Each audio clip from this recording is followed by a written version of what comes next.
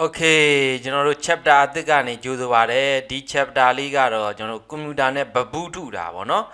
ဗဘူးထုတယ်ဆိုတာကျွန်တော်တို့ရှင်လုံးလေးကိုကိုယ်စိတ်ကြိုက်ပေါ့နော်ဗဘူးထုတယ်လို့လည်းပြောရတယ်ရုပ်ကို 3D ရုပ်ဆွဲတယ်လို့လည်းပြောရတယ်ပေါ့နော်ဒီရှင်လုံးလေးကိုကိုကြိုက်တယ်လို့စိတ်ကြိုက်ပြန်ပြီးတော့လောက်တာပေါ့နော်လူကောင်းလေးတွေတို့မြောက်ကောင်းလေးတွေတို့စက်ရုပ်ကောင်းတွေတို့စပိုက်ဒါမန်ကောင်းတွေတို့ကိုစိတ်ကြိုက်ကောင်းတွေပေါ့နော်ရုပ်ကြွတွေမြေခွေးကောင်းတွေတို့အားလုံးကိုကျွန်တော်တို့ဒီ Sculpting လို့ခေါ်တယ်ပေါ့နော် Sculpting လို့ခေါ်တယ်ပေါ့အဲ့ကောင်လေးနဲ့ဆွဲပြမှာဖြစ်ပါတယ်မဆွဲခင်မှာကျွန်တော်တို့ဒီလိုအပ်တဲ့ setting တွေဒီကောင်ကသူ့ကြည်တက်တက်ဆိုရင်ကိုသူကသင်ခန်းစာတစ်ခုသင်လို့ရတယ်ပေါ့နော်သင်ခန်းစာတစ်ခုသင်လို့ရတယ် software တစ်မျိုးလို့လည်းပြောလို့ရတယ်ဒီကောင်ကို ZBrush ဆိုတဲ့နာမည်ကြီး software နဲ့ကျွန်တော်တို့ရုပ်ထုတွေဆွဲတယ်ပေါ့နော် ZBrush ဆိုတဲ့နာမည်ကြီး software နဲ့ရုပ်ထုတွေဆွဲတယ်ဒါပေမဲ့ဒီထဲမှာကျွန်တော်တို့ဒီ Blender မှာကအဲ့ဒီ software လေးကတစ်ခါတည်းပါပြီးသားပေါ့နော် Sculpting ဆိုတဲ့နာမည်လေးနဲ့ကျွန်တော်တို့ Blender Sculpt ဆိုတဲ့နာမည်လေးနဲ့ကျွန်တော်တို့ပါပြီးသားပေါ့နော်သူကစဆွဲတဲ့အချိန်မှာနီးတွေဘောင်းစုံရှိတယ်ပေါ့နော်ဘောင်းစုံရှိတဲ့ထဲမှာကျွန်တော်နှစ်မျိုးပြမယ်ပေါ့နော်အဲ့ဒီတော့ကျွန်တော်တို့ဒီdefault မှာပါတယ်ကျွန်တော်ဒါတွေမကြည့်ချင်ဘူးဖြတ်လိုက်မယ်ပေါ့နော်သူကဒီရုပ်ထုဆွဲတော့မယ်ဆိုလို့ရှိရင်ကျွန်တော်တို့ wire frame တွေအများကြီးလိုတယ်ပေါ့နော်wire frame တွေကိုစိတ်ကြဒီနှာခေါင်းဆိုနှာခေါင်းပါဇက်ဆိုပါဇက်ဆွဲဖို့အတွက်ကျွန်တော်တို့ကဒီ wire frame တွေအများကြီးလိုတယ်ဒီလောက်လေးနဲ့မရဘူးပေါ့နော်မရတော့ကျွန်တော်တို့ကျုကိုကျွန်တော်တို့ဘာတင်လိုက်မလဲဆိုတော့ set division surface တင်လိုက်မယ်ပေါ့ set division surface ကိုစစ်လောက်ထားမယ်ပေါ့နော်69လောက်ကိုထားပြီး apply လုပ်မယ်နောက်ထပ် set division ထပ်တင်မယ်1လောက်ထားပြီးတော့ apply လုပ်မယ်ပေါ့နော်ဒါဆိုရင်ကျွန်တော်တို့ရဲ့ wire frame လေးကိုကြည့်ကြည့်မယ်ဟိုအများကြီးဖြစ်သွားပြီပေါ့နော်ဒါလောက်ဆိုရင်ကျွန်တော်တို့ဆွဲလို့ရပြီပေါ့နော်ဆွဲလို့ရပြီဆိုတော့ကျွန်တော်တို့ဒီဆွဲမယ်ဆိုတာ ਨੇ ဘယ်ထဲကိုဝင်လဲဆိုတော့ Sculpt နဲ့ကိုဝင်တယ်ပေါ့ဒါမျိုးစဆွဲလို့ရပြီပေါ့နော်စဆွဲလို့ရပြီစဆွဲတဲ့အချိန်မှာ Sculpt မှာကျွန်တော်တို့ဒီအယောင်လေးတချို့ကဒီအယောင်လေးနဲ့သုံးတာများတယ်ပေါ့နော်ဒီအယောင်လေးနဲ့သုံးတာများတယ်ဒါဆိုရင်နောက်ထပ်တစ်ခုပြန်ပြမယ်ပေါ့နော်နောက်ထပ်တစ်ခုကကြတော့ဒီပေါ့လေးအောက်ထဲကိုပြန်ဝင်မယ်ဒီကျကကျကနေပြီးတော့ကျွန်တော်တို့ဒါ wire frame ကိုတင်လိုက်တာပေါ့နော် delete ဖြတ်လိုက်မယ်နောက်တစ်မျိုးကကြတော့ shape a mask ဒီ circle လေးတောင်းလိုက်တာပေါ့နော်အလုံးလေးကျူလို့အလုံးကြီးတောင်းလိုက်တာပေါ့တောင်းပြီးတော့ကျွန်တော် Sculpt နဲ့ကိုဝင်ပြီးတော့ remap ဆိုတာလေးကိုနှိပ်တယ်ပေါ့နော် remap ဆိုတာကျွန်တော်တို့ keyboard ကနေဆိုရင် shift r ဆိုပြီးတော့ကျွန်တော်အကွက်လေးတွေအစိတ်ကျဲကိုဒီမှာသတ်မှတ်ပေးတယ်ပေါ့နော်ကျွန်တော်ပုံမှန်ဆိုရင်ဒီ wire frame ကိုကျွန်တော်တို့ဒီမှာကြည့်လို့ရတယ်125လောက်ထားမယ်ပေါ့နော်125လောက်ထားမယ်ထားပြီးတော့ control r ဆိုတာကအဲ့ကောင်ကိုသတ်မှတ်ပေးလိုက်တော့တာစောနန်းတော့ကကျွန်တော်တို့ဒီ rematch လုပ်ပြီးသားကို shift r နဲ့ rematch ကိုစိတ်ကြိုက်ချိန်ပြီးသားကို control r နဲ့အဲ့ဒီ wire frame တွေသုံးမယ်ဆိုပြီးကျွန်တော်လုပ်လိုက်တာကြည့်မယ် wire frame ကိုအများကြီးပဲပေါ့နော်ဒီမှာအားလုံးအများကြီးဖြစ်သွားပြီ wire frame တွေအများကြီးဖြစ်သွားပြီဒါဆိုရင်ကျွန်တော်တို့ဆွဲလို့ရပြီပေါ့နော်ပြီးရင်သူကို smooth normal လေးအမှန်ကြီးချစ်ခဲ့တယ်ပေါ့နော်ပြီးရင်ကျွန်တော်တို့ဆွဲကျင်တယ်လို့ဒီမှာဆွဲလို့ရပြီ wire frame လေးပြန်ဖြောက်လိုက်မယ် wire frame လေးကဒီမှာဖြောက်မယ်ပေါ့နော် wire frame လေးပြန်ဖြောက်လိုက်မယ်စောနာကနီးနဲ့ဒီနီးနဲ့ကကျွန်တော်ကတော့ဒီနီးနဲ့ပဲသုံးတယ်ပေါ့နော် shape a map ကျူကိုတင်မယ်ပြီးရင် add modifier set division surface ကို6လောက်7ထိပဲတင်လို့ရပါတော့ apply ပြီးရင် set division surface 1ထားပြီးတော့ apply ဒီတိုင်းလေးရပြီဆိုမှကျွန်တော်တို့သုံးမယ်ပေါ့နော်ဟိုကောင်ကိုကျွန်တော်တို့ rematch ကိုကျွန်တော်တို့က control r လေးနဲ့ကိုယ့်ဘာကိုနောက်ပိုင်းကျွမ်းလာလို့ရှင်သဘောပေါက်လာမှာပေါ့နော်တင်ရင်တယ်လို့ပြန်တင်လို့ရတယ်ဒီကောင်ကိုဆွဲလို့ရပြီပေါ့နော်ကဲစပြီးတော့ဆွဲဖို့အတွက်ကျွန်တော်တို့ရှေ့ပိုင်းမှာလည်းလိုအပ်တာလေးတွေပြောပြီးပြီဆိုတော့ကျွန်တော်တို့ဒီပေါ့နော်ဒီကောင်ကလည်းကျွန်တော်တို့တက်ရှာပိန်တင်လို့ပဲ graphic tablet နဲ့ဆိုပို့ဆွဲလို့ကောင်းတယ်ပေါ့နော်မျက်လုံးလေးတွေနှာခေါင်းလေးတွေအားလုံးကို graphic tablet နဲ့ကပို့အဆင်ပြေတယ်ပေါ့နော်ဒီမောင်းနဲ့ဆွဲလို့ရှိရင်ရုပ်တွေတိတ်မှတ်လာဘူးပေါ့နော်ဆွဲရတာအဆင်မပြေဟိုကောင်လေးကကျတော့လက်လေးနဲ့ပင်လေးနဲ့ကိုလိုချင်တဲ့လောက်လေးကိုမျက်လုံးလေးဆိုလို့ရှိရင်လည်းပေါ့နော်ဒါသေးမယ်ဆိုရင် ဒီ radius အကြီးသေးကိုကျွန်တော်တို့ keyboard ကနေ F ပေါ့နော် start shortcut F နဲ့အကြီးသေးလုပ်တယ်မျက်လုံးလေးဆိုကျွန်တော်တို့မျက်လုံးလေးပေါ့နော်ဒါမောင်းနဲ့ဆွဲတဲ့အတွက် तू ကသိပ်ပြီးတော့မလာဘူးပေါ့နော်ဒါမျိုးလေးတွေပေါ့ဆွဲတဲ့နေရာမှာ graphic tablet နဲ့ပို့အဆင်ပြေမယ်ပြီးရင် strand ပေါ့နော် strand ဆိုတာကကျွန်တော်တို့တင်လိုက်မယ်ပေါ့ strand တင်လိုက်ရင်ကျွန်တော်ဒီမှာဒူကြီးရမယ်ပေါ့နော်နောက်တစ်ခုကကျွန်တော်တို့ချဲ့ပြီးဆွဲလို့ရှိရင်ဟိုပါပေါ့နော်တေးသေးလေးထွက်တယ်ချုံပြီးဆွဲလို့ရှိရင်အကြီးထွက်တယ်နော်ဒီမှာချုံလိုက်မယ်ဒါလေးတွေလည်းနားလဲရမယ်ပေါ့နော်ဒီလိုဖြစ်သွားတာကဒီလိုတေးသေးလေးဖြစ်သွားတဲ့အချိန်မှာဒီလို resolution တွေကျသွားတာကဘာကြောင့်လဲဆိုတော့ကျွန်တော်တို့အကွက်နဲလို့ပေါ့နော်အဲ့လိုအကွက်နဲလို့ရှိရင်ကျွန်တော်ရှေ့မှာသင်ခဲ့တဲ့နှစ်နည်းတွေကကျွန်တော် remesh လုပ်တဲ့ဟာပေါ့နော် shift R လေးနဲ့ကျွန်တော်တို့အကွက်အစိတ်ကျဲလေးပြင်လိုက်မယ်ဒါလောက်ဆိုရပြီဆွဲကြည့်လိုက်ဟုတ်ကဲ့ရပြီဆိုရင်ကျွန်တော်တို့က shift R လေးနဲ့ဆွဲမယ်ပြီးရင် control R နဲ့ remesh ပြန်လုပ်မယ်ပေါ့နော်သူကတားနေများလာရင်ကျွန်တော်တို့ကဆက်လေးတတ်တယ်ပေါ့နော်ဒါဆိုရင်တော်တော်ကြည့်လို့ရှုလို့ဖြစ်သွားပြီပေါ့ shift R နဲ့ control R လေးကိုမှတ်ထားပါနော်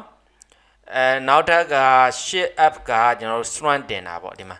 ဒီ strand လေးက shift F နဲ့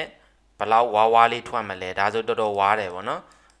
နှစ်ခါသုံးခါ3 5ခါလောက်ဆွဲပြရတယ်ပေါ့နော် shift F နဲ့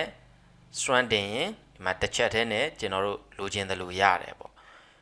ဒါဆိုရင်ကျွန်တော်တို့ဒီဘက်က setting လေးကိုပြောမယ်ပေါ့နော်ဒီ2ထဲမှာလဲ setting နဲ့အတူတူပဲပေါ့နော်ဒီ2က setting နဲ့ဒီ brush setting နေနဲ့ဒီကောင်နဲ့အတူတူပဲအဲ့ထဲမှာကျွန်တော်တို့ဒီထဲမှာဗာလေးတွေပြရမလဲဆိုတော့ကျွန်တော်တို့ add နဲ့ subtract ပေါ့နော်ဒီမှာ plus နဲ့ minus ကလေး plus ဆိုတာကကျွန်တော်တို့ကဆွဲလိုက်တဲ့အချိန်မှာဒူတွေထွက်တာ control ကိုဖိပြီးဆွဲရင်သူက sub နော် subtract လို့ခေါ်တယ်ဒုံးတီလေးထွက်တာ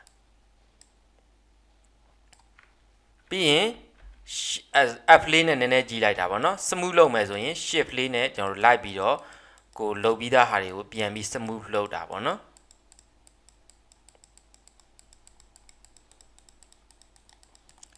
ဒါကကျွန်တော်တို့ဒီနေရာမှာ add နဲ့ subtract လေးအကြောင်းပြောတာပါပြီးရင် advanced မှာကဒီတိုင်းပဲပေါ့နော်သူ့တိုင်းလေးပဲထားလိုက်ဒီ frame base only လေးကကျွန်တော်တို့တကယ်အလုပ်လုပ်တဲ့နေရာမှာကျွန်တော်တို့ဥပမာပြောရရင်တအားသေးလို့ရင်ပေါ့နော်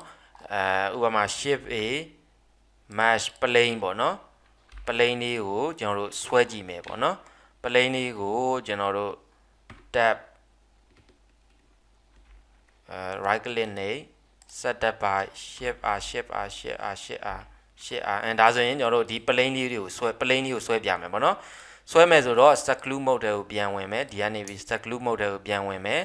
front page only မပါဘူးပေါ့နော်ဆွဲလိုက်တဲ့အချိန်မှာဒီမှာအောက်ကခြိုင်သွားတယ်ပေါ့နော်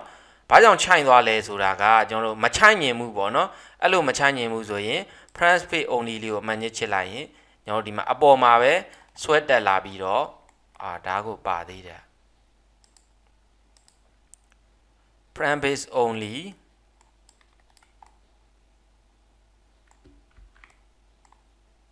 front page only အမှန်ညစ်ဖြုတ်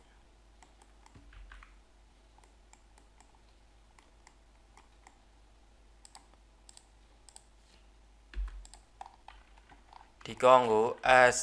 h ဝင်ရိုးအတိုင်းပါလေးထားလိုက်မယ်ပေါ့နော်ပါလေးထားလိုက်မယ်ပြီးရင်ကျွန်တော်တို့ Sculpt PT နဲ့က Sculpt PT မှာပြန်ဝင်မယ်ပေါ့နော် Sculpt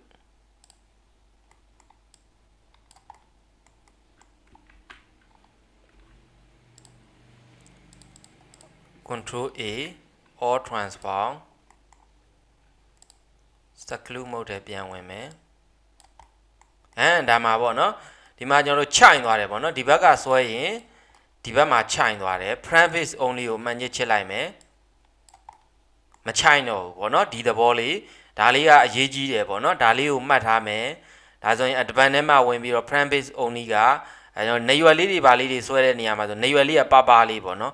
ပါလေးကိုကျွန်တော်တို့ front page only မချစ်ပါနဲ့နေရွယ်ကလေးကြီးသွားပြင်နေဆိုနောက်ကကောင်လိုက်ချိုင်လာရင်အဆင်မပြေဘူးအဲ့ဒီအတွက် front page only နဲ့ကျွန်တော်တို့လုပ်တယ်ပေါ့နော် front page only လေးအရေးကြီးတယ်ဒီမှာတစ်ပတ်မှာအဲ့ဒါလေးမှတ်ထားမယ်ပြီးရင်တက်ရှာခန်းမှာတက်ရှာဒီထဲမှာတက်ရှာကိုဒီရုပ်ကိုပေါ့နော်အကျော်အမြင်နေဒူတွေအရန်ကိုအသေးစိတ်တဲ့ဟာတွေကိုကျွန်တော်တို့တက်ရှာပေါ့နော် black and white တက်ရှာလေးတွေနဲ့ light ဆွဲတာလေးကိုပြပါမယ် stroke ဆိုတာကြတော့ကျွန်တော်တို့ဒီတက်ရှာပိန်နေထဲမှာလိုပဲပေါ့နော်တက်ရှာပိန်နေထဲကလိုပဲဒီမှာ space ကတန်းဖြစ်နေရပေါ့နော် stroke လေးတန်းရခိုင်နှုန်းဖြစ်နေတယ် space လေးနဲ့ space လေးကိုတင်ပြီးဆွဲကြည့်မယ်ပေါ့နော် space ကို68လောက်ထားပြီးဆွဲကြည့်မယ်ဒီမှာပေါ့နော်ကျွန်တော်တို့အပြောက်ကလေးတွေကသူ space အတိုင်းပေါ့ဒါက space ပေါ့နော် space မှာပြီးရင်သူ့မူရန်တန်းပဲပေးထားတဲ့အတွက်ဒီလောက်ပဲထားလိုက်မယ်ဒါဆိုဆွဲလို့ရသွားပြီပေါ့နော်cap တို့ line တို့ airbrush တို့ကျွန်တော်တို့အဝါမှာတော့အတူတူလိုပဲเนาะ cap လေးတော့ကျွန်တော်ဆွဲပြမယ် line ဆိုလို့ရှင်လဲ line လေးရဒီမှာကိုဆွဲခြင်းတယ်လို့ဘယ်လိုဆွဲမှာလဲ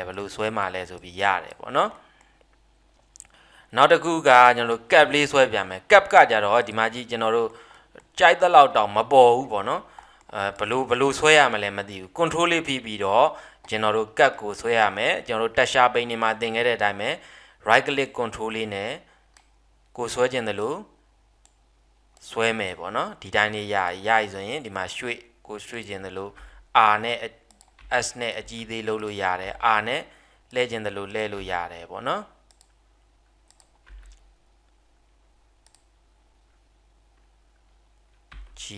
G နဲ့ရွှေ့လို့ရမယ်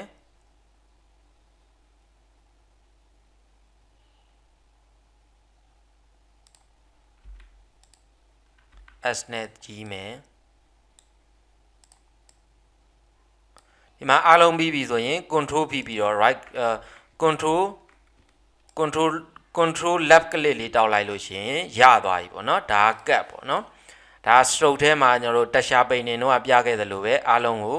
ဆွဲလို့ရတယ် stroke ပေါ့နော် follow ဆိုတာကတော့သူ့ရဲ့ smooth ပေးထားတယ် shape ဖြစ်ချင်ရင်ကျွန်တော်တို့ဒီမှာ constant ပေါ့နော်ကျွန်တော်ဆွဲမဲ့ဟာတွေအကုန်လုံးက shape ဖြစ်မှာပေါ့ stroke မှာကျွန်တော်တို့ cap မထားနဲ့ space ပဲထားမယ်ပြီးရင်ဆွဲကြည့်မယ် shape တွေလုံး shape ပေါ့နော် shape ဖြစ်မယ်ဒါကကျွန်တော်တို့ဒီ gelda ဆိုလို့ရှိရင်သူ့ဟာသူအပြောက်လေးတွေအများကြီးပေါ်တယ်ပေါ့နော်ဒါလေးတွေကလည်းကျွန်တော်တို့ကိုချိန်ကြည့်ပြီးတော့ဆွဲမယ်ပေါ့ကိုစိတ်ကြိုက်ပေါ့နော်ဒါ stroke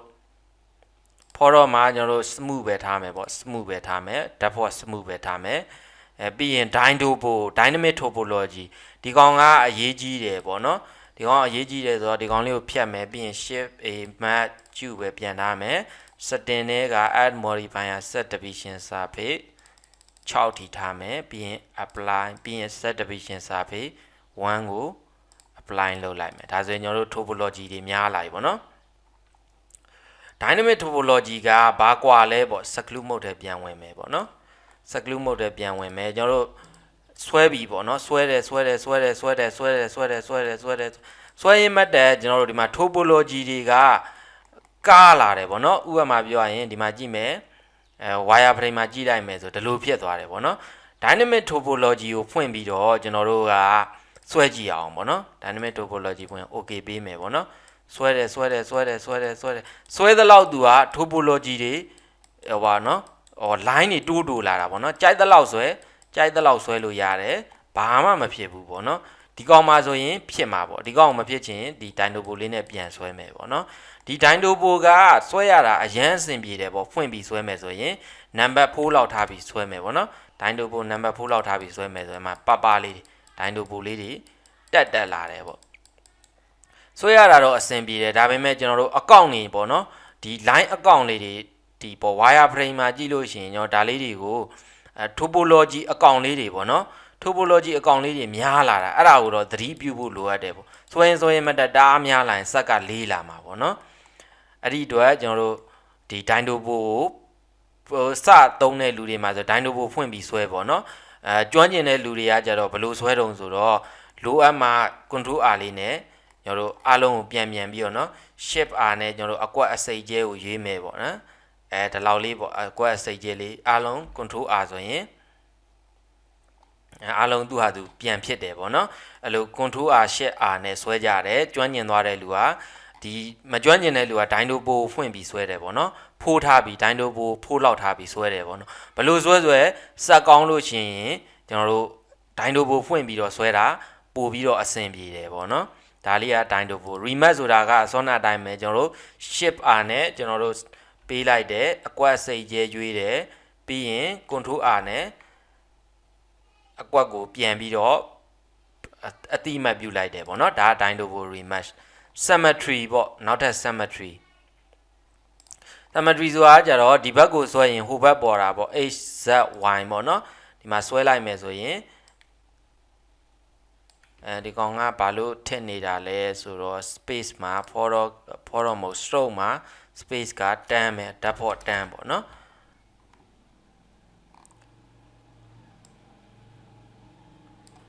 ဒါကျွန်တော်တို့ဒီ hyz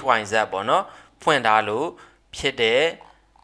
symmetry မှာ hyz ဖွင့်ထားလို့ပေါ့နော်မျက်နှာလေးဆိုလို့ရှိရင်ဥပမာဒီပေါ့နော်ဒီဘက်မျက်နှာလေးကိုဆွဲကြည့်မယ်ပေါ့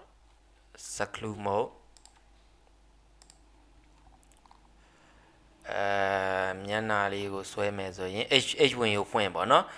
ဒီဘက်ကနှစ်ရွက်ကလေးဆွဲလိုက်တာ ਨੇ h ဝင်ကိုဖွင့်တာကို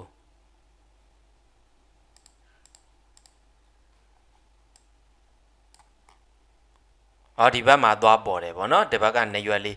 ဒီဘက်မှာကျွန်တော်တို့မျက်လုံးလေးဆွဲမယ်ဆိုရင်လည်းမျက်လုံးလေးကကျွန်တော်ဒီမှာ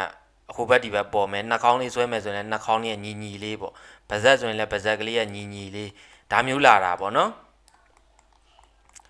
အဲ့လိုတွေလာတယ်ဆိုတော့ကျွန်တော်တို့ဒါ h ကိုပြန်ဖြုတ်မယ် control z ပြန်ခေါ်မယ်ဒီ symmetry မှာဒီဖယ်တာလေးပေါ့နော်ဖယ်တာရဲ့အောက်ကကျွန်တော်ဒီမှာ1ပေါ့နော်1ကို7လောက်ထားပြီးကျွန်တော်ဆွဲကြည့်မယ်ပေါ့နော်အဲ့ဒီမှာ7 9ခုရှိတယ်သေးမယ်သေးပြီးတော့ကျွန်တော်တို့ဆွဲကြည့်မယ်ဒီမှာကိုဆွဲကျင်တယ်လို့လေဖြစ်လာပြီပေါ့နော်နောက်တစ်ခုကကျွန်တော်တို့ဒီတိုင်းလေးထားဆွဲမယ်ပြီးရင်7ကို7လောက်17လောက်ထားပြီးတော့ wire frame လေးကိုမှန်ချဖြုတ်လိုက်အောင်ပဲပေါ့နော်ရှုပ်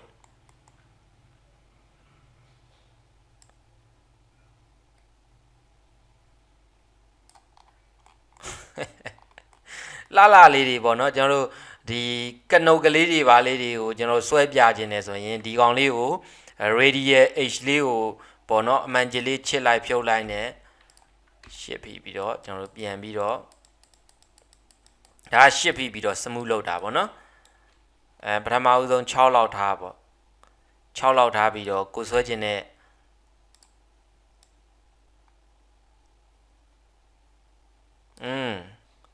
ပြီးရင်10လောက်ထားပြီးတော့ဆွဲမယ်မကိုလိုချင်တဲ့ shape ကလေးတွေကိုကိုယ့်အကိုဒီမှာ